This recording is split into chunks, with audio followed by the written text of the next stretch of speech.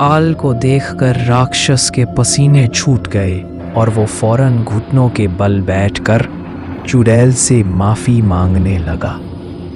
नहीं नहीं मालकिन, मुझे बस इस दफा माफ कर दो। आइंदा आपको कभी भी शिकायत का मौका नहीं दूंगा। अच्छा अच्छा ठीक है, अब ये नौटंकी बंद करो, मुझे देर हो रही है। मैंने उस तोते को पकड़ने जाना है।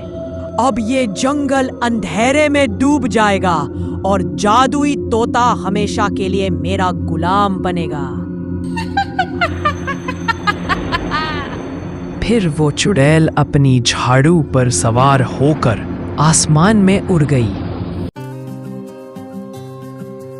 घने रंग बिरंगे दरख्तों से भरा एक खूबसूरत जंगल था। वहां हर तरफ सब्ज घास, रंगीन फूल और प्यारे प्यारे परिंदे थे। इस जंगल में जानवर नाचते गाते और खुशी सी जिंदगी गुजार रहे थे।